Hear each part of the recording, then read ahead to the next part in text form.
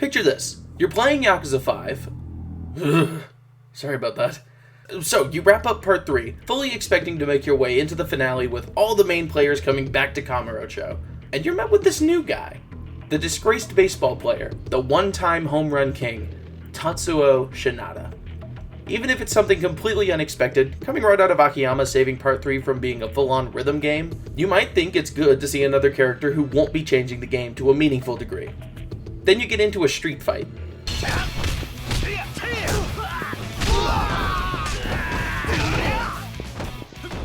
I've gone on record saying some choice words about Shinada. To my delight, I was met with a lot of agreement. But, as expected, I still saw a few people deriding my boy. I'll be the first to admit Shinada isn't exactly the standard for Yakuza combat. I'd go so far as to say that I understand people not liking his playstyle, especially in Yakuza 5, where the whole game up to this point has been power trip after sort of still a power trip but incredibly gimped from his appearance in Yakuza 4. Being met with a character that requires serious effort not to style on enemies, but to win fights, is a splash of cold water in the face, to say the least. However, I'm of the firm opinion that not only is this what makes Shinada fun to play, his is the only combat style in Yakuza 5 that takes full advantage of the new engine without cheesing it in any way. This will take a similar format to the Agent style video, it's the chapters on screen. But seeing as Shinada's style is neither as complex as Agent's nor as problematic for me, I'm happy spending longer talking about the technical aspects instead of talking about how it doesn't look good, or feel good, or is not good at all. Rest assured, I'm not going to make a big stink out of some minuscule animation detail that only I would notice, and I'm not going to make half the video live commentary. In fact, I don't think I'm going to make much of this video live commentary at all. Because the only thing worse than thinking about this game is playing it. Yeah, Christmas came early. Shut up. Let's get into it. On the surface, Shinada is pretty unassuming. Like, more so than every other previous protagonist. Every playable character in every previous Yakuza game instantly hooks you in with something, be it part of their design, their attitude, or just the context you're seeing them in, considering for the most part you're getting introduced to Kiryu in some new location or context. Shinada isn't any of those things. He's got no flashy suit, no telltale smirk. The best he's got is that weird wooden bracelet he wears. And that's a part of his instant appeal. He's so low-key compared to every previous protagonist that your curiosity is spiked. Because why would this guy be important at all? What does this schmuck have to do with Yakuza 5? What separates him from every other side character that isn't enough to be a protagonist on their own? Is Shinada just a playable Yuya or Rikiya or anything like that? As it would turn out to be, no, he isn't. But he gets you asking those questions right out the gate. Granted, there is also another central appeal to Shinada, but it's on a more meta level, and I'll grant it doesn't work quite as well if you don't go into Part 4 hating what this game has been up to now, but I'll get into that part of why he works later. As for the aesthetics of his combat, Shinada uses a diverse mixture of martial arts in his fighting style. This kick is textbook Taido, you can tell because he almost falls over every time he does it, and this punch is clearly Muay Thai. As you can see, his fist is in front of his face, and his elbow is present. For real, though, Shinada is once again the major exception to everyone else in this series. He's a scrapper, through and through. His stance reflects that. He's barely holding his arms out in front of him. It's like he doesn't even know the basics of fisticuffs. His strikes are all effort, no technique. This is also reflected in his backstory, where his talent as a baseball player didn't get him that home run. It was his drive to get a hit off of Sawada's fastball. Of course, by the end of the story, he's confirmed that he's improved enough to match Sawada on the diamond, and that's also reflected in how much he's improved as a fighter by the time he makes the trek to Kamurocho. He goes from downright pathetic to having one of the more technical systems in Yakuza 5. Despite having no real fighting experience, he learns just enough to boost his abilities, and he makes up for the gap in strength with how solid and reliable his game plan is. There's so much ludonarrative synchronicity going on here, you'd think all the actual good writing was siphoned out of the rest of the game and injected into Shinada's part. Before we get to talking about that system though, let's wrap up the aesthetics discussion. Like I said, his outfit is pretty low-key. I like his Timbs. I like that bracelet. I don't know if that's just for spiritual health or to go with his jacket, but it works for him either way. I'm less positive about his heat aura. It isn't a problem specific to him, so I won't spend long talking about it, but that doesn't make it any better. Especially coming from the great heat aura in Yakuza 3 and 4, this is an inarguable downgrade. It has this weird flickering effect whenever you move, and even standing still, it's more of a heat ripple than a heat aura. On that note, the more astute viewers among you have probably noticed that I'm using footage from the PS3 version of the game. I don't think I've brought it up outside of the first Sonic gameplay video, which, hey, I do those sometimes if you're into that sort of thing. Anyway, I mentioned there that the remasters of Yakuza 3, 4, and 5 are abhorrent downgrades of the PS3 versions of each game. I don't have time to get into the full extent of the problems they have, even with Yakuza 5 alone, but rest assured, there's enough going on that it completely topples the already unbalanced mess that is Yakuza 5's combat.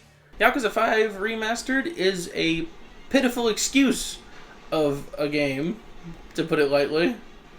Not only is it Yakuza 5, but it's also remaster. The remaster job with Yakuza 5 was such a fucking slapdash. It's better than 3. I guess I have to admit that it's better than 3. But it is better by such a small margin, in the same way that 4 is only better by such a small margin, that it's genuinely, it's not even worth complimenting. I mean, for starters, the forklift is tied to the frame rate, of course, you know.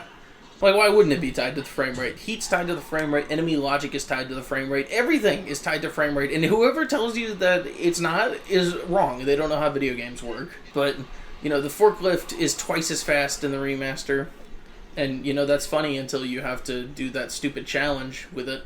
But even not considering that, the combat is just less functional. Enemies will re-guard faster, enemies will grab you more often, but I'm convinced that they, try to hit you from further away, or at least that they decide to attack more often, which often leads to those stupid running strikes. Not like that one, though. That's a good running strike. But if I got interrupted and didn't finish talking about how bad the combat is in the remaster, then I left a comment under a Dillian T video. I believe it was why Yakuza 3 is better on PS3. It's got Gatorade in the thumbnail. This game has Twitter in it. Twitter is real in this game. If you want a quick example, there's some tech that you can do with Shinada involving his first square hit. It's made far too easy in the remaster, to the point that it's less tech, more just how you're going to do back combos. And to wrap things up before I get into the thick of it, let's move from the screen to the speakers. What a funktastic joke.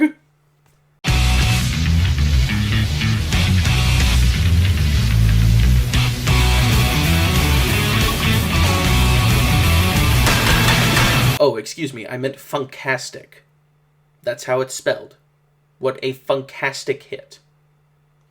Anyway.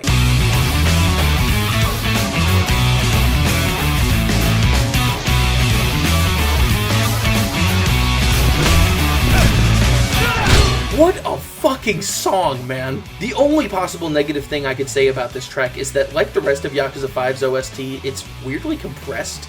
More so than Kenzen through Dead Souls. That might have something to do with the live instrumentation, I'm not sure.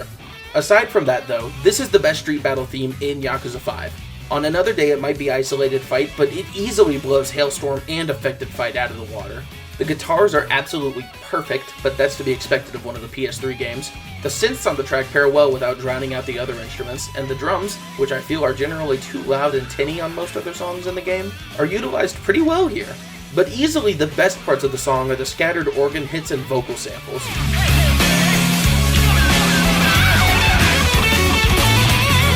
They go a really long way towards making the song sound like baseball, without needing to literally sample baseball sounds. No shade towards One-Eyed Slugger, easily Majima's best combat theme outside of Dead Souls, but it only sounds like baseball when you hear a baseball getting hit.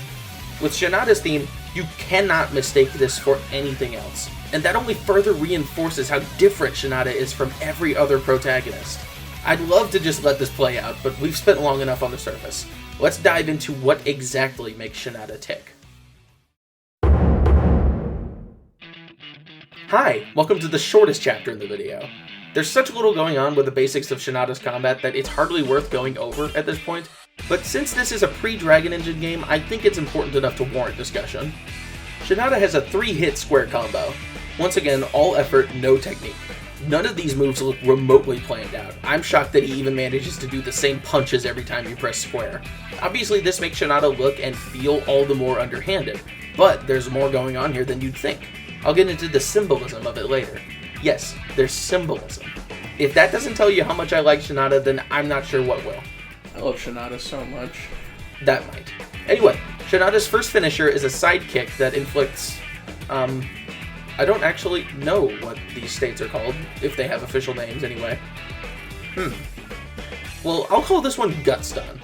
Shinada's first finisher is a sidekick that inflicts Gut Stun. The enemy keels over and eventually falls, same as Kiryu's 2-square 1-triangle. Good for setting up a pitifully short wall-bounding combo, or trying and failing to run around and grab them from behind. It does keep them out of commission for a bit longer though, so definitely worth using. Second finisher is a Superman punch that inflicts hard knockdown. This one has some trouble connecting with any enemy that isn't standing totally straight. Don't try to use this one in a combo, keep this for ending then. There are a couple of Coliseum fighters that are weirdly tall compared to other enemies in the game, so you could land this on them easier, but for reasons I'll get into, that's not really something you want to do in the first place. Third finisher is based off of, you guessed it, American football. This one inflicts a stumbling knockdown, basically does what the first finisher does, except better. Obviously it takes longer to get here, but if you're really itching to safely grab an enemy without risking damage, this is the finisher you'll want to use. Also good for sending enemies closer to a wall, thereby enabling combos. If I can criticize anything here, it's probably the down strike. It just looks dumb. There's no reason to punch someone who's on the ground when you have two perfectly good feet. There's also the late game timing upgrades you can get, but the worst thing I can say about those is that I wish one of them would give your move super armor. It isn't like they'd be any easier to do if they did that, though, so I'm not too miffed about it. That's pretty much it. Like I said, not much going on in terms of the basics. There's two heavy kicks, depending on whether you hold down lock-on, and a reverse kick. All look good. The lock-on one doesn't hit downed enemies, though, so be careful about that. The block looks good. He uses Kiryu's Dharma Tumbler animation for the double dodge. I guess I'll mention the drop kick. It's actually a slide, like in that one sport. Fits his theming, and it's pretty applicable. Lowers his hitbox, really reliable for instantly knocking over lesser enemies. And now that's it, I think. Hey stupid, you forgot my explosive finish. Oops. The reason I didn't talk about it in this section is because the true utility of this move will come later, but in terms of just addressing what they are, Shinada basically has finishing holds, like Kiryu's, it just has its own special name. They don't really do anything different, you just press grab after a finisher, you grab the enemy, hit him one more time, and then they're on the ground again. They don't hit surrounding enemies, unlike Kiryu's, they're not throws, they're just grabs, but as we'll see, that is nowhere near a problem. Oh well, on to the big stuff. You might have noticed a distinct omission from this basic combat overview compared to the Agent style one, that being live commentary. No, wait, I did put some in there. I meant grabs. That's because they deserve a section all to themselves. Shinada's square combo is the standard 3 hits. It takes longer than other characters and it looks weird compared to the others, but it comes with its own benefits. You'll see. Triangle does another Superman punch that, again, does take a bit long. The wind down frames are insane here. It's basically a full second. That's okay though. Real Shinada enjoyers know that your patience will be rewarded. The throw is pretty much a prototype of Brawler's throw. He trips the enemy and they fall down. Nothing flashy here, nothing needlessly showy. So that's it, right? Wrong. While that may be all of your options within a grab, the real beauty of this system comes from the multitude of ways you can get enemies into a grab. It takes plenty of upgrading and training, of course, but the payoff is well worth the effort. Strap in and grab a drink because there's a lot more than you'd think. Press circle. Damn, really spicing things up. Dodge into a grab. Now we're getting somewhere. Good for getting behind an enemy that's been spooked and does those stupid flailing attacks. Not so good for trying to get behind bosses, but it still dodges the attacks just fine. You're unlikely to be punished unless you're just being reckless. Square combo into grab. Exactly what it sounds like. This is best used during back combos. I found that even bosses are susceptible to this. Give them some good pokes and then go for a full combo, grab them in lieu of a finisher, and voila! You got enough time to go either for a triangle hit, a throw, or a heat action. Or a full square combo if you're feeling ambitious, but you will probably be very sorely reminded of what game you're playing if you go for that. Grab from knockdown. Works like the shoulder lift, but it transitions directly into a grab, and it has its own special animation. Works from the front and the back, but obviously it's specific to the shoulders. This one is a little less consistent. I think that the enemy technically counts as being grabbed from the moment you press circle, even while they're still being lifted.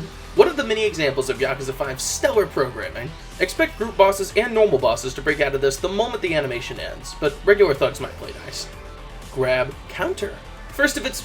no, it's not. Komaki Parry is also on circle. Well, this one grabs enemies, so it's still different. Same problem as the previous one. I think the enemy counts as grab the moment the counter animation starts, but this one is a bit shorter, so it'll work a bit more often. The timing window is also pretty generous as counters on this game go. About on par with the Tiger Drop, if a bit more forgiving. This one only results in back grabs though, so keep that in mind. My explosive finish into grab. Hold circle during the animation and Shinada will keep a hold of them after it's over. Or in the case of the 3-square triangle circle, he will just pick them back up off the ground. There's front and back variants of each of them too. This one will work consistently for the most part, but have a plan of action going into it. Don't waste any time.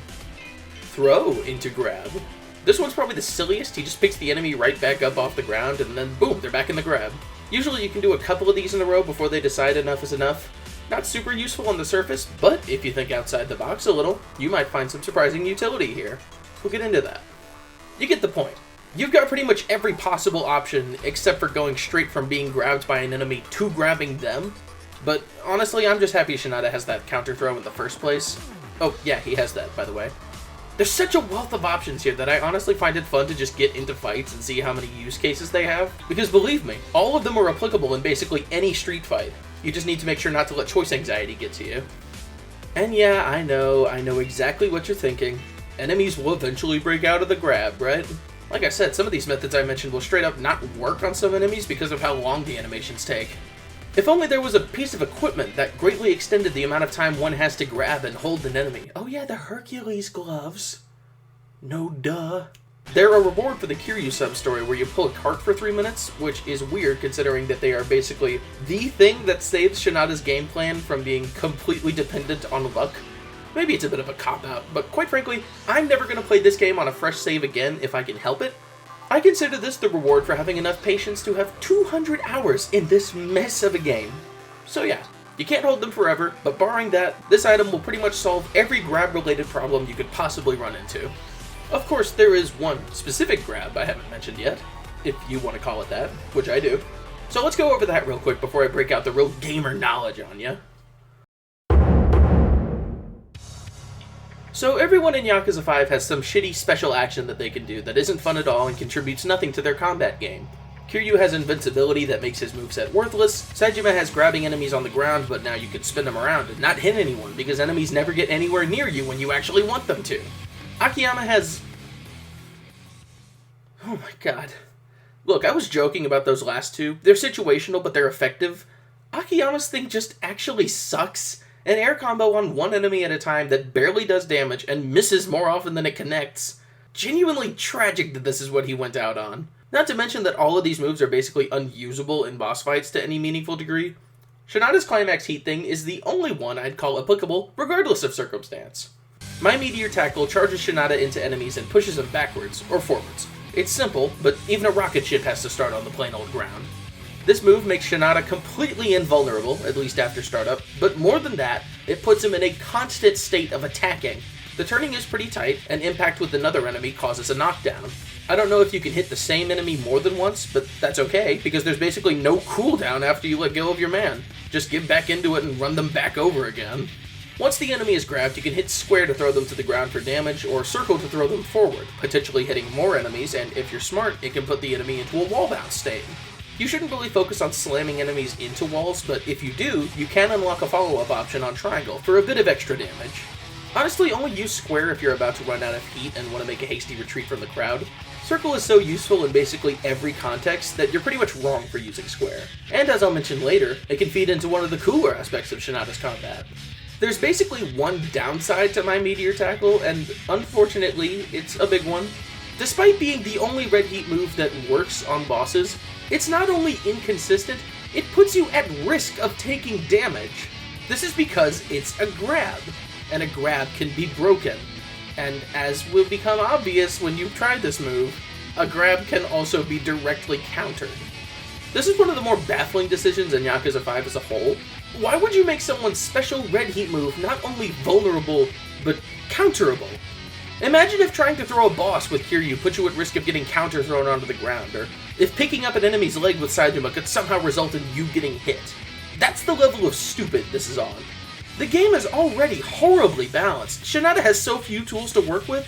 Why doesn't he get to just have this? Anyway, back to the matter at hand.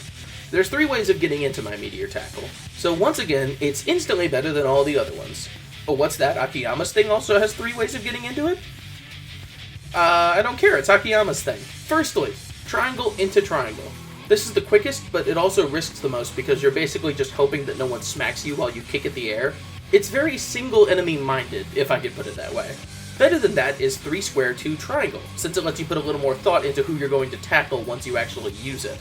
But as I've stated, it does require committing to Shinada's entire combo in order to get to it, so it has its own downsides. The third way is where things get interesting.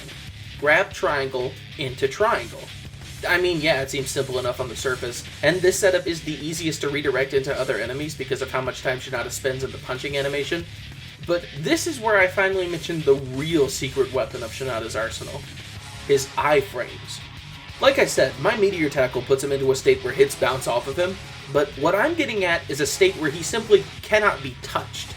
I believe he enters this state once he lunges forward to begin my Meteor tackle, so it's possible that you can get clipped when you're trying to execute it, and annoying when you do, but with this lead-in, you're completely invulnerable for the entire time that Superman punch animation happens.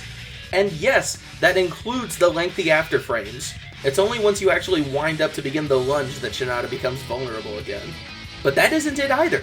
Shinada's throw gets the same treatment.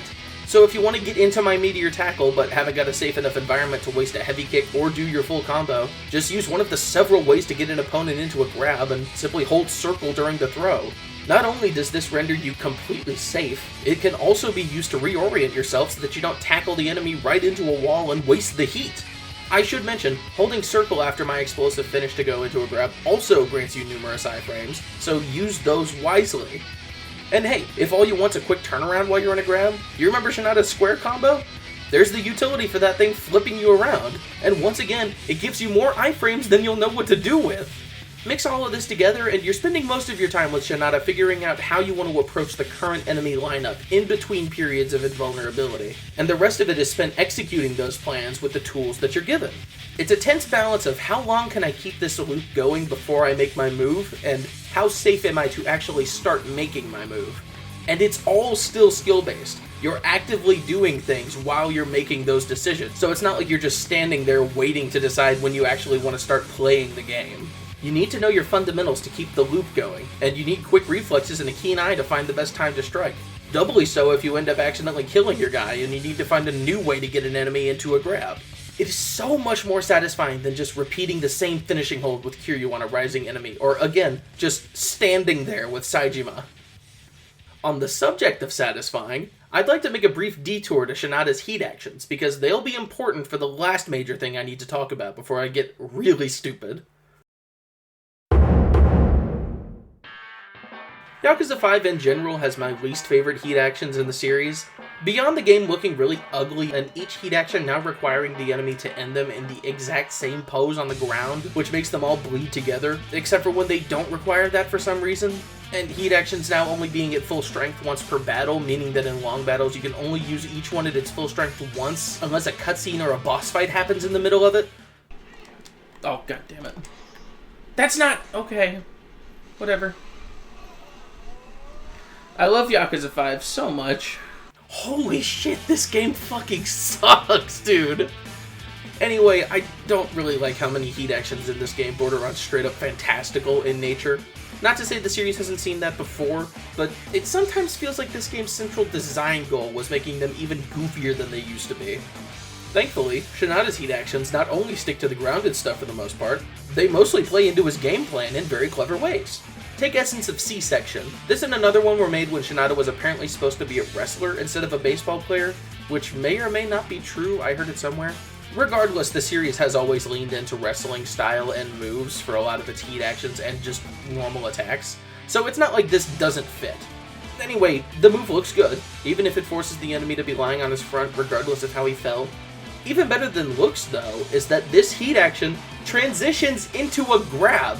So yeah, that makes 8 ways to get an enemy into a grab. Not only that, the heat action for grabbing an enemy by the back also puts the enemy back into your grab afterwards. Another great one, 3 of them even, come from how Shinada interacts with the wall. When an enemy is lying near one, you can pick them up and slam them into the wall. Much like how Akiyama's air drive heat actions work, with one following another via QTE, you can then follow up with a shoulder bash into the wall and finish them off with some head slams. In addition, since they all count as separate heat actions, a full follow-through will result in 3 charges to your climax heat gauge. However, unlike Akiyama, who has to do them all in sequential order, Shinada can go straight into any of those heat actions depending on how the enemy is in relation to the wall. If they're splatted against it, which can happen if you throw them into a wall, you can do the head bashing one instantly. If you toss an enemy out of my Meteor tackle and they bounce off the wall, or if you kick an enemy lying near a wall and make them bounce off it, you could slam them into the wall. Slamming and failing the QTE even leaves them splatted against it, which then leaves them open to doing whatever you want with them in that time. Speaking of my Meteor tackle, Shinada has a heat action available when using it. Unlike Kiryu and Saejima though, it isn't so situational that you'll basically never use it. And unlike Akiyama, I actually want to use it sometimes. Unfortunately, there's only one version of the animation. It won't make sense if you tackle the enemy from the back. That wouldn't be such an issue to me if there weren't a different version of the pickup slam heat action depending on how the enemy is lying on the ground. So clearly they were willing and able to make different versions of that animation. Also disappointing is, like I said, the fact that Essence of Sea Creature only has one variant with the enemy lying on his stomach. Kiryu has 2 separate heat actions depending on how the enemy's lying on the ground. Why didn't Shinada get that kind of love? Oh, but Maxwell Painwell, you said you wouldn't be nitpicking small animation issues for this video. Oh, you want to see what real nitpicking looks like? You know how in Yakuza 4, Kiryu and Saejima got Essence of Head Press from Yakuza 3, technically Yakuza 2? And how that made sense because the move is powerful looking and doesn't take too long? You know how in Yakuza 4, Tanimura got a bit of Hell's Floor as a getting up heat action because giving him the entire thing would have taken way too long and been way too easy to activate by accident and resulted in you sitting there waiting for it to finish for potentially too many times during a fight? Well, Shinada gets the entirety of Hell's Floor in this game. The whole thing. And not only does he get the whole thing, they somehow manage to fuck it up! The timing is off on the last 2 freezes before the big punch. How do you manage this? It's a reused heat action. How can you fuck it up? Surely it's as simple as copy-pasting a file into the game. And if it isn't as easy as that, then how come you spent all that extra effort just for it to be wrong? And you know what's worse? Whenever this move shows up in heat action mods, they always use this incorrect version. So thank you, RGD, for permanently ruining the legacy of one of the best-looking heat actions you've ever made in one of the worst games you've ever made. This is what playing Yakuza 5 feels like for me. You constantly have to ask yourself how they managed to fuck up something that was completely fine in a previous game. Getting back on topic, there is, of course, one more central element to Shinada's game plan. Unfortunately, I'm not as positive about it as I am with the rest of his plan. If you're having trouble figuring out what's even left to talk about at this point, then you probably feel the same way I do. Yeah, I hate to essentially repeat the gadget section of the Agent video, which I keep bringing up in a subliminal effort to point new viewers in that direction. It's definitely working, trust me. But I just don't like Shinada's weapon options. Well, that's not true. I like 2 of them. Again. Shinada gets access to 4 unbreakable weapons over the course of his side story. These weapons are a pipe, a pole, a knife, and a sword. Tackling them in order of most to least effective, the pipe is really a godsend for Shinada's early chapters. Basic square combo sees him flinging that thing around like he's on a shock website from the mid-2000s, and there's much of the same going on with the circle option. Triangle looks unassuming, but it can hit grounded enemies, so it does have some genuine utility besides just being there. Really, there's not much to scoff at with this weapon. It has Shinada's Revelation heat action, and like the other 3 weapons, it has a heat action just for taking it out. It even gets one of his 3 climax heat actions. Looks good, works good, feels good. Shinada's pipe has it all. Moving on, the knife doesn't have as much diversity in its application, but it is the weapon with which you can most easily loop enemies. Also much better for getting in lots of damage really quickly compared to the pipe. You'll see a lot of Soamon no damages from Yakuza 5, pretty much exclusively using Shinada's knife for the final phase, and I don't blame them. If it works, it works. Being a knife, it carries over the situational heat actions for walls and raised surfaces, but Shinada also gets a special generic heat action that, again, looks and feels good. Really the main thing that it's lacking compared to the pipe is its range, and that it only works straight ahead of you. But for what it is, it's good. Now we arrive at the controversial pick. I'm sure most people were expecting the pole to be the other capable weapon, but no. Its main combo does cover wide angles around you, but that first hit is straight up worthless. It doesn't hit enemies if they're too close to you, and it takes long enough to get to the second hit that one issue can turn into a genuine stopgap. The heavy hit is good, and it sometimes hits people on the ground, but again, it takes long enough to come out that enemies can tap you first. There's a charged heavy. The circle's a weird option. It basically charges you forward while only covering one side of you, and it doesn't turn very fast, but it can poke enemies without risking getting caught in the blender. It really sucks that the pole is so non-functional, because in terms of heat actions, it's the best weapon Shinada gets. One for running at enemies, one for being far away from them, one for being in their face, and Shinada's other climax heat action, which hits 3 enemies and is generally pretty good looking. Oh, also Shinada's default climax heat action is dragging. It's good, easy to do by accident, just like every other generic climax heat action, but yeah, pole low-key sucks. Sword high-key sucks. It's every downside of every other weapon, but with none of the upsides. The main combo has way too much downtime in between hits, the heavy hit doesn't hit grounded enemies, the circle option is basically a worse version of the pole's main combo, and the charged heavy isn't worth shit. One thing I haven't mentioned up to this point is that the circle options for each weapon no longer give you iframes, so now you're stuck in this lengthy animation that takes a second to start, and it doesn't even do much damage in return. If you aren't familiar with the experience of mashing circle in a desperate attempt to clear enemies around you and getting constantly smacked out of the animation, you are truly blessed. I'm not so fortunate. Again, something that worked perfectly fine in previous games that is just straight up broken in 5. Oh, it has a 3-hitter heat action. You have to be running to do it, so good luck. Mind, it does get worse. I have put myself through the hell that is unlocking every weapon revelation for Shinada, and Shinada only. The table one sucks and can only be used in one place. The beer basket one is super inconsistent and doesn't really give you much benefit. And I see the blue card in all of my nightmares. I'm never putting myself through this again. You know, a game isn't made better just for having more esoteric shit in it, and especially considering that this game barely even tells you that this is a thing that exists, I hardly consider it much of a hidden secret. It's more of a tertiary feature that I'm convinced some intern was working on in secret before the plug got pulled because this idea is fucking stupid! Weapons already suck in this game in general because of the star system. Why would you lock even more moves behind the street weapons? Better question, why would you make the moves absolutely worthless? Shinada's weapons would be a really good addition to his moveset if they were significantly better than normal weapons, or if they maybe had full combos and finishers of their own, but as is, they're basically just slightly better than average weapons. They don't have as much utility as his unarmed combat, and unless all you want is damage from the heat actions, it isn't really worth pulling him out just to eventually put them away again. Sucks to say, considering how much of this game tries to sell you on them, but that's just how I feel. If only there was a style in one of the mainline games that not only prioritized weapon use, but gave them a genuine utility besides a better combo. If only.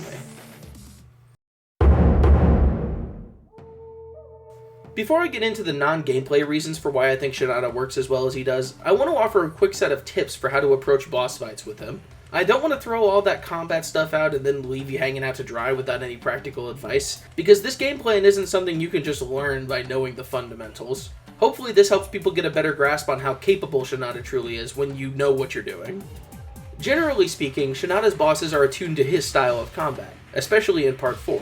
Obviously Daigo is the exception there, but for what that moment is trying to be, I'm more than happy fighting a boss that's meant for someone way stronger than you are. The Colosseum, on the other hand, now that's the real gauntlet. You might notice that I've spent a little too much time in here putting Shinada where he belongs, but for those who don't want to dominate and only want to win, for which I will not judge you, not all of us can be Yakuza 5's strongest soldier. It's Kubota. Who remembers Kubota?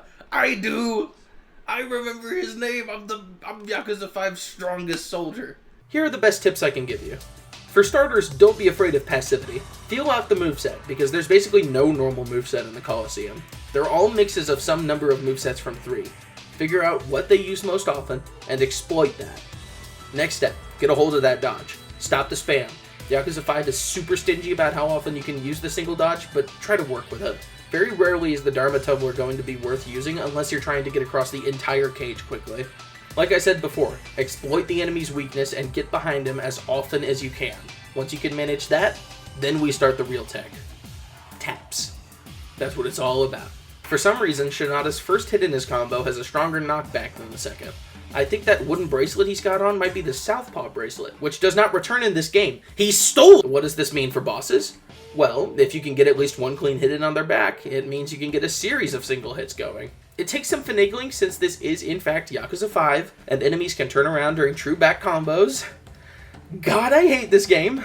Anyway, once you have those taps going, you have a couple options. Either go for a combo and end it on an explosive finish, which is safe and gets you plenty of heat. You could try going for strings of full light combos, which is also good, but you need to keep a close eye on how the enemy is turning. That and this cage is only so big, so make sure you don't corner the enemy, or else you risk losing the back combo. The option I imagine most people don't go for is the grab. Not the base grab, but the combo grab. I can't be certain, but I think you can sort of wear down the enemy with those back combos. That or grabbing them right out of the combo makes them think that you have a little more time to grab them than you normally would. Regardless, you've got enough time to do a partial square combo, sometimes a full one. The better options are on triangle, either the heavy punch or a heat action. Since this game is so well programmed, you don't need to worry about doing any fence heat actions, because they don't work with Shinada. Because of that, if you mash fast enough, and if Nagoshi smiles upon you, you might be able to land a heavy punch out of the back grab heat action. Sometimes you might even manage to get a meteor tackle going for long enough to throw the enemy into a wall, or at least slam him into it. You might even get a heat action off it. Only if this is your lucky day though. Beyond that, it's just cheese. Like I said at the beginning of the video, I think Shinada's combat is the only one that consistently and effectively works with the system that is Yakuza 5 without cheese or exploits, but he still has those options. With Kiryu, obviously, there's a finishing hold loops, but his combat in general has access to so many tools that it's pretty much unbalanced in his favor off the bat. You're cheesing the game by playing as him. With Saejima, it's Herculean spirit combined with his gargantuan health bar. Again, we all know this, just have heat and wait around to hit a dragon drop. Akiyama is an interesting case because he doesn't have much in the way of cheese, but he also doesn't consistently or effectively work with the system that is Yakuza 5. His combat is not made for this game. Neither is Saejima's, but he's so powerful that it doesn't matter. Akiyama has no legs to stand on here. You just have to hope for the best when it comes to using combos and using your air kicks, because a lot of the time, those will just not work either, especially not on bosses. I hated using him and Saejima in the Coliseum specifically because they don't have grab reversals, but with Akiyama, there wasn't even any Herculean spirit to work towards. You just have to mash square and hope you have enough heat to do one of his many heat actions, and then come up with a way to use enough of them to end the fight as quickly as possible. That, or you can 2-square 2 triangle your way to victory, but even that won't work 100% of the time. As for Shinada, you have the explosive finish spam on Wake Up, you have Hell's Floor spam. If you really want, you might be able to spam that back grab heat action if you keep your taps going the right way. But at that point, I tell you to keep a close eye on your heat gauge. Those things alone will get you through most fights. I know this isn't exactly DMC we're working with here, but I gotta be honest, I really like making this limited toolset work in a scenario that's pretty obviously not made for Shinada to prosper in. Like I've said about the Reborn style in 6, what some would call limited, I call tightly designed. And Shinada is nothing if not tight. So yeah, that's pretty much everything in terms of combat. But this isn't every reason why people praise Shinada the way they do. At least it isn't why I do. So let me take this video and turn it into some analytical shit, if you please. And welcome to Analysisville. Put on your fucking, whatever. The protagonists in Yakuza 4 were, in a sense, degrees away from Kiryu. Each of their combat systems embodied a different piece of his essence. Akiyama his speed, Saejima his strength, and Tanimura his technique. Then, at the end of the game, everything comes together, and you're reminded why Kiryu is the king of the concrete jungle. But you also have reason to believe that without him, the city will still be in capable hands. In Yakuza 5, despite Kiryu being the indisputable main character of the story, Akiyama and Saejima gained much more solid and unique identities within gameplay. That said, they still abide by those general ideas of focusing on speed and strength respectively. Where does Shinada fit into this equation? Simple. The 3-hit combo, the lengthy time spent away from his life, the story that mainly focuses on the underworld of a single city. Shinada is Kiryu's origin point, his tenacity, his fire. Think about this in terms of Yakuza 1, the actual origin for Kiryu, doubly so for when Yakuza 5 came out. All of these things I just mentioned were true of him, but more than that, Yakuza 1 was the only time we got to see Kiryu as anything less than a legend. Of course, there were stories about him circulating through the underworld, but that was before he went to prison. After that, he was just another punk on the street. And despite that, he still managed to take on the entire Tojo clan, inherit and pass on his surrogate father's legacy, and when it seemed like everything had been burned down and destroyed, he found it within him to stand up and protect the one thing worth fighting for. It's only because of all of that Kiryu became a legend. In Yakuza 4, everyone already had a legend, or if nothing else, a reputation that preceded them. The mysterious owner of Sky Finance, the Slayer of 18, the parasite of Kamurocho. Even Haruka in Yakuza 5 bears the weight of her father's criminal ties as she tries to climb the ranks in the idol industry. Shinada is the only one since Kiryu's first appearance who's starting from scratch.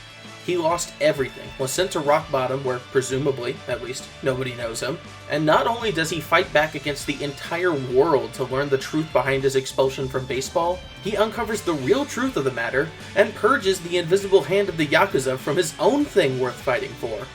But beyond that, he shows a level of humanity and a grounded understanding of the world that Kiryu was only able to show in the first game.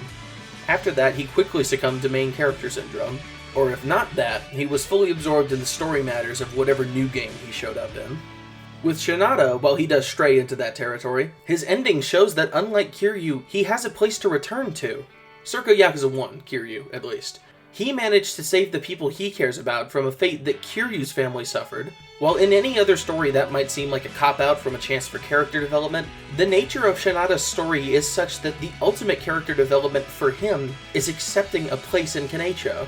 During the whole part, he refuses to resign himself to his place in the city, stuck in the past, unable to move on without knowing what could have been. With that closure gained, and a little help from the people he knows truly care about him for who he is, he finally has a place that feels like home. Of course, all of that is helped by an incredible performance from Toshiyuki Morikawa and the rest of Part 4's cast, not to mention the best writing in the entire game. But I can't leave things there. This is Yakuza 5. I can't end any discussion on this game on a sappy note. It's impossible for me to talk about this game without delving into a tirade about how much I hate it. Even just talking about this, I have to ignore how bad Shinada's writing gets in the finale with all that talk about why baseball inherently involves cheating and sign stealing and comparing it to the fucking idol industry. Are you serious? It's impossible to talk about how this game works without talking about why it doesn't work. So here's why, for me specifically, Shinada is the best part of Yakuza 5. I think I'm going to go on record right now and say that Shinada's part of Yakuza 5 is the only good part of Yakuza 5. Not that it is the only good element or the only good piece of Yakuza 5's story, but rather in a part sense. Part 1, Part 2, Part 3, Part 4. Part 4 is the only good part as a whole of Yakuza 5. The idea of Kiryu's story, kind of solid, weak in execution, in my opinion. Kiryu shouldn't have been the protagonist, but sure, let's make him the protagonist. I mean, if we're going to take him away from the orphanage, which I don't like, then putting him where he ended up, it was kind of good until the actual conflict of the game started, and then the classic Yakuza 5-isms dropped, like here's Morinaga, Aizawa, oh my god, what was his name? Aoyama, Watase, Bald Boy. I made a committed effort at some point to memorize every main player's name in Yakuza 5, just because spite, I guess. It didn't really work, as you can see, but, I tried. But yeah, we introduced so many characters right off the bat. We introduced every single person in the entire, part of this. And, you gotta learn everyone's name. Everyone's important, except, everyone is, the exact opposite of who they said they were. And so, every character is basically two characters. And sometimes the character that they present on the surface is kind of who they are. It's close enough to where you can sort of apply it to their actions and beliefs and the things that they end up doing later on. Then you get to Saijima's part, and it's just weird side stuff, or technically main stuff that doesn't even really matter that much. Image training. hunting snowmobile. Sajima gets his town in Chapter 4, does the lamest side quest hunt of all time. It's like a really boring version of Yakuza 2. Sajima I don't even want to talk about Sajima. He's lame, he's got no character. Every piece of character that he had was just, like, worked out and done in 4. And he was supposed to, like, be the new Yakuza family leader guy. And then he stopped, because he went to jail. And then he got expelled because Majima thought he was weak. And then Majima died and he was like, whatever. But then he had to get out of jail anyway. Every single part of this game is so complicated for no reason. No one can just do a thing because that's what they want to do or what they're supposed to do. There has to be this insane universe-ending reason behind every menial action taken by every character. And it doesn't matter even if they're like a scene-specific side character. They have to have a massive reason for everything they do, and it has to impact everyone. And everyone has to care about what they do. And then we get to part 3, and it's like, oh, hey, Haruka dancing, that's fine by me. And then it's like, oh, wait, the reason Kiryu left the orphanage is because a woman came in and said, I'm going to expose you unless you let me take your daughter? Because I was groomed by the industry, and I think that she could get groomed by the industry, but in a slightly less problematic way? The amount that this game just excuses the idol industry for being the scummiest fucking business on the entire planet, it is so nauseating. And it's like, yeah, they show all the hard sides of it, but then they say, like, oh, well, you know, that's how it goes. That's the dream. And it's like, you know, maybe you could imagine that they were being, like, facetious about it all purposefully, but I don't think that they are. I think that they are literally saying, you know, oh, that is the dream. The dream is you got to take the bad with the good, and you've got to get absolutely desecrated and disposed of the moment that you stop being popular. But hey, you had your time in the spotlight. And it's like, yeah, I guess. But couldn't I not do this? And even then, she only did that. Park only did that because she wanted to live her dream vicariously through Haruka. So it's like she's not even remotely redeemable. It's just the fact that she had a dream and now she passed the dream on to Haruka. Because it's not like we can even talk in normal literal terms. Yakuza 5 is above literal terms. We need to think about this in the most metaphorical, stupid fucking fairy tale logic possible. It's not that she's living vicariously through a child. It's that she passed on her dream, and Haruka needs to take her dream on. Sir? Every part of it is bad. There's nothing redeemable about, like, any of the main parts of Yakuza 5. Like I said, like, the idea of Kiryu doing whatever they wanted him to do was fine, but he shouldn't have been done, because he should have just been retired.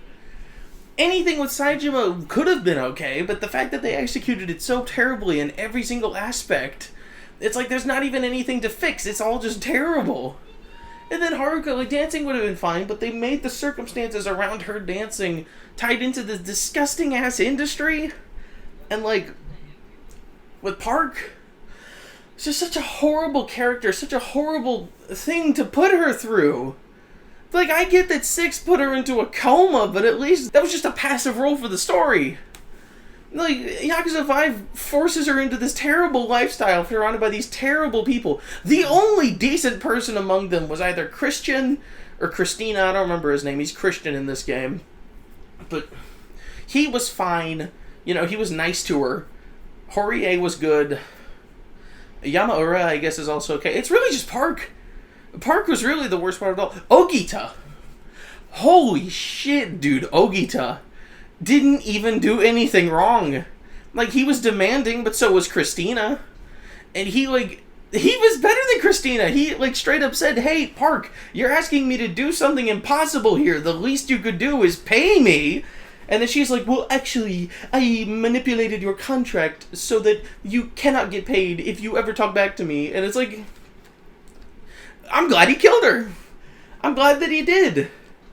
The best thing that Park does in this whole story is die so that she can't make things worse. And then they shove Akiyama in, and it's like, oh yeah, Park is so cool. Literally the only thing that Akiyama does, besides kick, is just reinforce every bad part of the story. So he's like, Park was so committed to her dream, and it's not like she was a complex character. She was just such a great person. So driven, so committed. It's like, Park was such a great person. It's like all that money fell out of the sky just for her, not for Lily.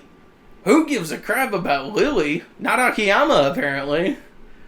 I mean, I guess it's good that he's gotten over her, but, you went to her funeral, dude. Don't spit on her name like this. And it's like, dreams.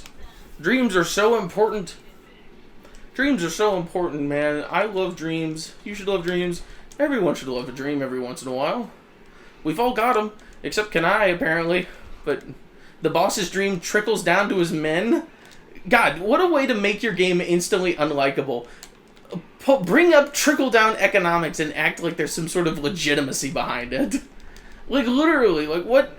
Why did you think that was a good idea? A trickle-down dream. What a stupid game. What a stupid game. 5. But yeah, and there's all that, and it's all piling up on itself, and it gets to the point where it's like, wow, I can't wait to finish this game and just be done with it. That's what I'm thinking by the end of part 3. I'm thinking, wow, this game sucks. I can't wait to be done.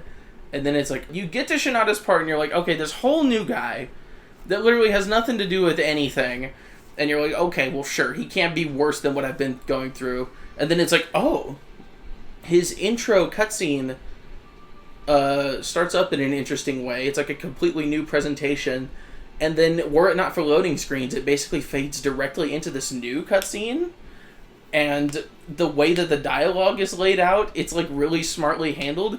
It's like one of the best series of cutscenes in the whole game.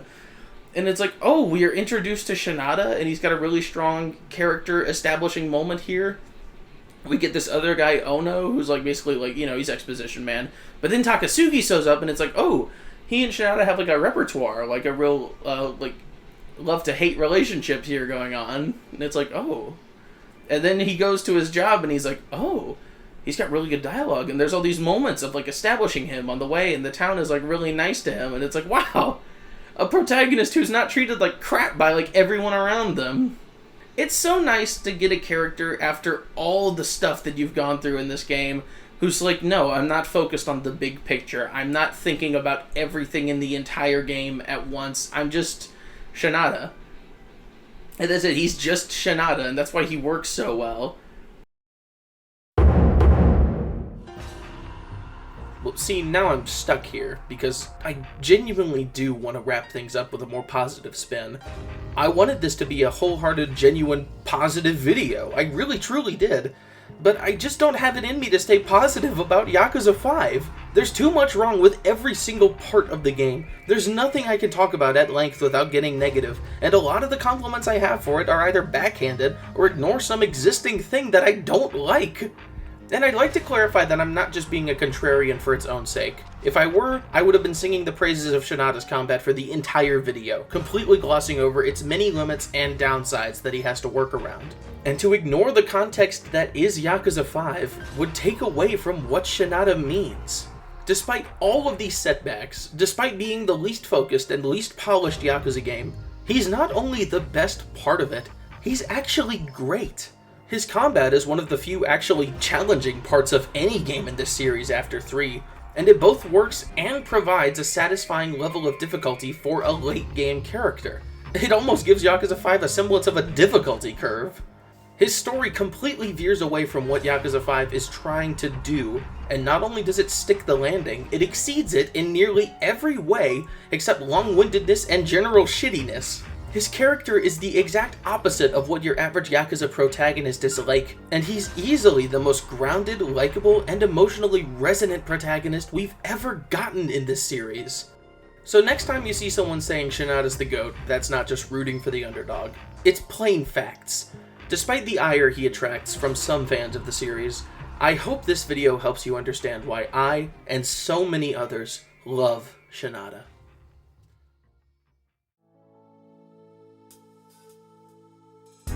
Thank you very much for watching, and for your patience in arriving at this point.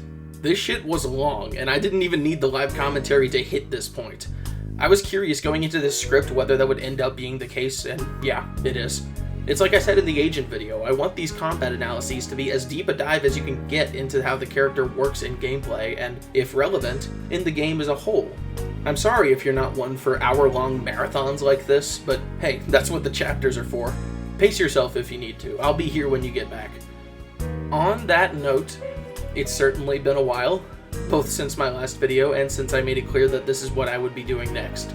I realize you've probably heard this a million times, at least 3 times already just from me, but it's been a rather tumultuous time. I'm nearing the end of the process of moving out, at long last. Once that concludes, I should be able to kick things into a higher gear, if not a particularly high one. But, regardless of IRL shit, this has been the Shinada video. Hopefully it was at least a little bit worth the wait.